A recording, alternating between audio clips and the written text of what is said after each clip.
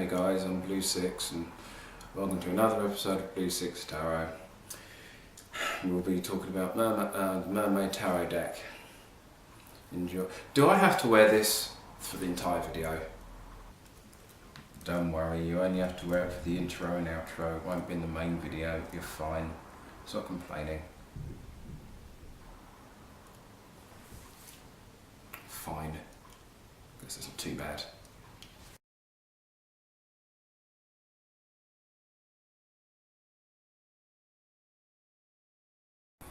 Well, thank the Lord for editing, I guess.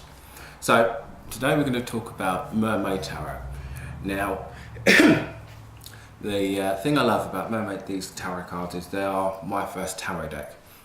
They're not the first cards I've ever used, but these were my first tarot. So, here we are. So, this is one of those boxes that are really good for display. I've had this years, it's a bit tattered at the moment. At the moment it's going to get worse. But yeah, so we've got the Magician on the front, you've got the Lovers on the back, got the World there, and the World on the other side, and you've got the descriptions on the back there if you want to. Will you focus? There you want focus. But yeah, so these are done by Los Carabino. I never know if I've pronounced that correctly, but they produce a lot of. They're like they're one of the big two in my opinion. You can get it's that and US Toys and Games. So this is like a standard pack. Let me just so this is about, height is just over 5 inches, so about 13 centimeters. So you've got so usually you get your cards, and with the Scarabino you get your little book. Now it's not a very big book, but it has the meanings of them, of the cards, in 5 different languages. Now one of the cool things about the Scarabino, they do that with their cards as well. So you've got so on the bottom it shows you that they have it in English, Spanish, Italian, French and German. So let's have a quick look at the back. So that's the Magician. And what I always like is when the back of any deck is symmetrical. So if it was upside down, you can't tell it's upside down, because that sort of thing kind of bugs me. So the Scarabino are very good with that. If you like the Scarabino stock, some of my friends don't quite like them, but it's a nice card stock. I don't have any issues with them. They're all kind of the same. So we're going to move on and actually have a look through this deck. So like always, we're going to start off with the majors. Now I do it in this order just because that's kind of the order they arrive in. So bearing in mind, this was the first ever pack of tarot cards I ever bought, fell in love with the full. I think it looks amazing. Now, this artist does a lot of different decks for the Scarabino, and their artwork, yeah, so their artwork comes up a lot. The name of the artist is featured in the book. Unfortunately, it's a name I can't pronounce. Now, once again, these are very much like the Rider-Waite, very much inspired. So once again, I'd say definitely for beginners, if you want to have something nice and flash, but aren't as fond of steampunk. Now, of course, after this, I'm going to do my top 5 and then the spread that's featured in the book. Now, once again, it's always useful to learn a spread, just to start you off. So, one thing you'll find, most of these cards are, traditionally, most of the characters would be male. In this one, most of them are female. I'd like to bring this up whilst I've got it here, because this, instead of it, now the tower is usually a collapsing tower being struck by lightning. This one is a lighthouse being struck by fire, which I think is quite cool. And so I said, these colours are nice and vibrant. Each card has its own variation in the artwork, and so each card has its own feel of thing. Now to the minors. Now these are quite interesting because each minor has its own colour palette. So first we're going to start with the chalices, and these ones, the chalices, are done as seashells. Now with these, it's a lot of greens, it's a lot of deep blues, nice light colours, because they're very positive they're about issues of the heart and emotions. So there's a lot of blues, a lot of light blues, a couple of dark greens here and there. And so also it's kind of misty, so not everything's necessarily clear to see, as best as I'm trying. And this one always used to confuse me when I started out. I still say these are for beginners, but these used to confuse me because I wasn't quite sure what that depicted. But traditionally, it's a family looking over a rainbow with a house in the background. So this one I think looks pretty cool. Yeah, so it's nice, nice light colours. Like I said, a lot of kind of pinks there as well. Now we move on to the pentacles. Now in this one, the pentacles are pearls. Now in this, you'll pretty much notice immediately the main colour is orange. There's a lot of orange and dark reds. And so this is about non-material things, so it's about money, health, physical and mental, and so sometimes linked with work. So as you see, there's lots of oranges there, and so throughout the deck, it does come across very mixed. So it's not just, it's based on mermaids, but the individual card themes are very are varied. I'm going to keep it, and I can't last word is it. Right. So after that, we have the wands. Now the wands in here are oars. So they stick quite a lot to their theme of mermaid. Now with this, most of these mermaids are are on the ground rather than submerged. So they're all just kind of splashing about in shallow waters rather than swimming around. Now once again, there's a lot of oranges, but there's a lot of lighter oranges and dark greens. This one colour-wise is a bit more distinct than the others, so you've got a nice bit of orange and yellow in this one. And so yeah, most of these cards, the mermaids are above ground, are above water, except for the king and queen. So there's a nice bit of yellow there, a nice bit of light greenish blue there. And so we end with the swords. Now, in this one, the swords are tridents. And once again, you can see straight away, it's a lot of dark blues. Now, once again, having these be my first, you can really feel the negativity in some of these. And so when I first started, I always worried about swords, because swords were very negative and they look quite gloomy. Still lovely artwork, of course, but these are quite melancholic, and which one I quite like. But as I said, it's all quite dark and sombre. And last one is in there, and he looks as broody as heck. He does not look happy at all. So now so we're going to move on to my top 5 favourites, just to kind of mix it up a bit. So just kind of show the sort of cards that show off the sort of theme and feel of the cards. Okay, now here are my top 5 favourite cards of this deck. Once again, I know it's a bit self-indulgent, but sometimes, as I said, we all have our favourites. And so we're going to start with the Fool. Now once again, this was the first time I ever bought a pack of cards, so this was the first card I was introduced to, and I loved it. It looks amazing. And the other thing about it is, traditionally it represents a new path, a new journey, a new way to go.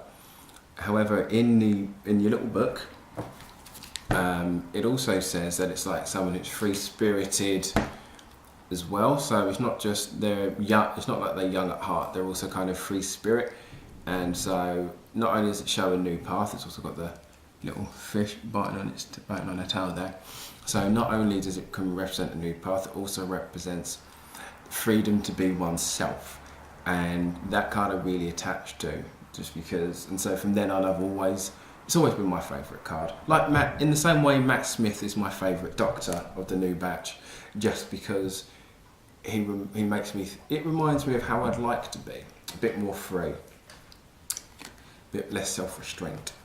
So the next card I have here is the Moon, and once again, I love the look of the card. Now this is more tradition. This is once again, this is kind of based on the rider weight, and so this is kind of more traditional. This is more of a classic, a classic version with the two pillars in the background, and what would be a crab coming out from the river, but they've made it like a lobster lady, which I think looks really good. And you've got the two walls on the side.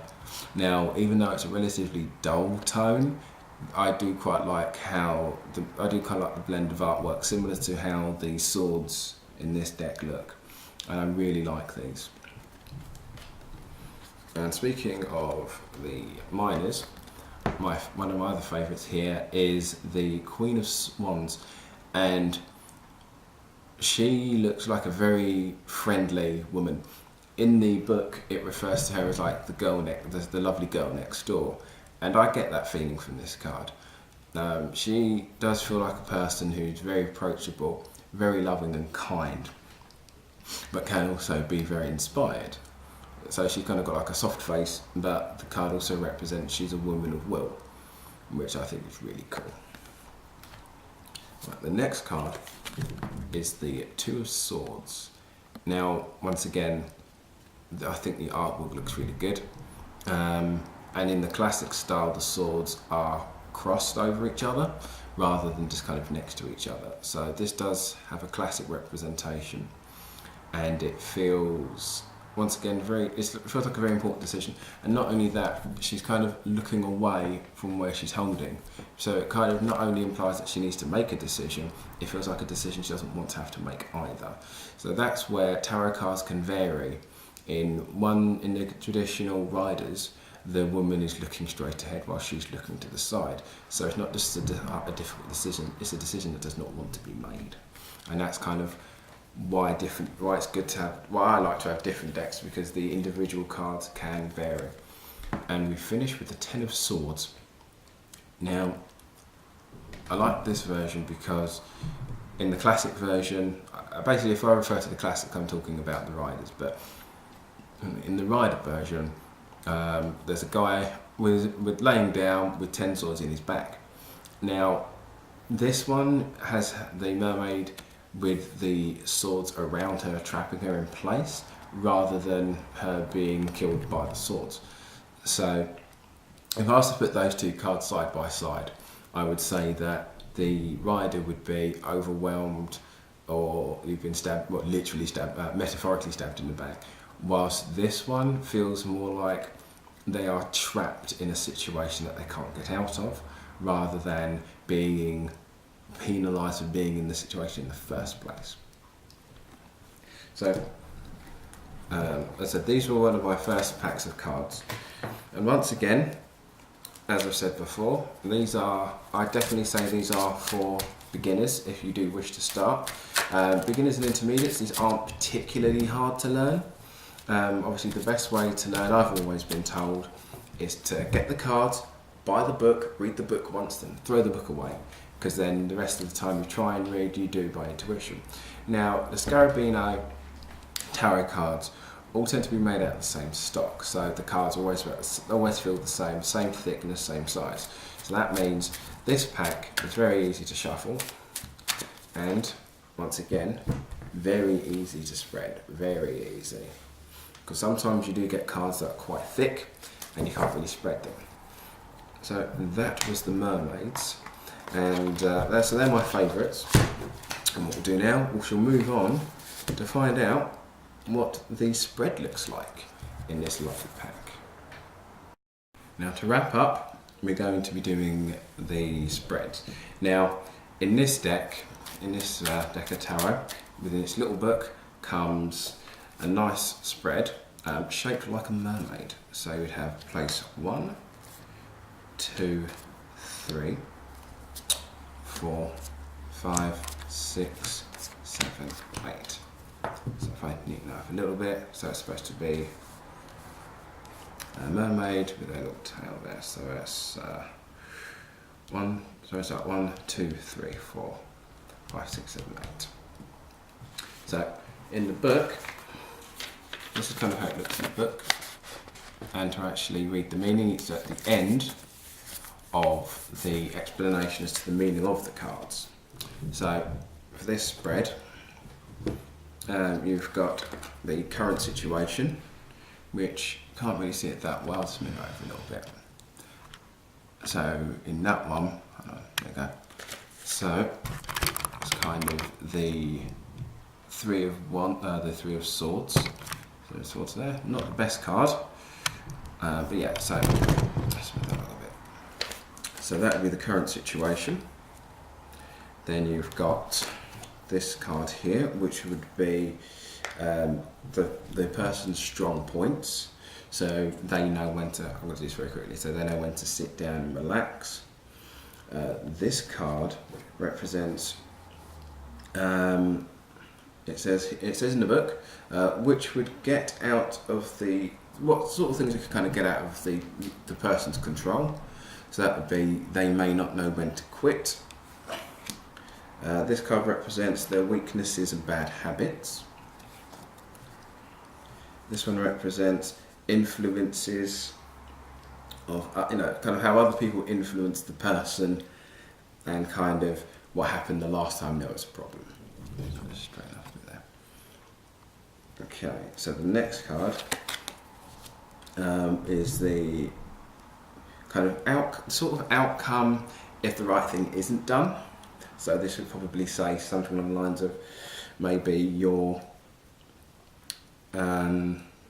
wind up hoping but not actually you'd hope everything will get better but not actually do anything about it. This is the sort of stuff you'd have to do, this is what you have to kind of do to actually, this is what will happen if you don't do the right sort of action. This is the sort of action represented that you probably should do, which is the devil. So probably try and get out of bad habits, learn from mistakes. And then this is kind of like a summary and outcome, which is the magician, basically saying you've got the power within you to do what you need to do. And so this is the spread that comes with the Mermaid deck. And I hope you like it. And let's move on to the outro. Well, that was the video. Hope you enjoyed it. Don't forget to like, share and subscribe and send it to friends and stuff. Okay, we'll be wrapping up anyway. And if you think this was scary, wait until you see the next video. Trust me, nothing. Me and this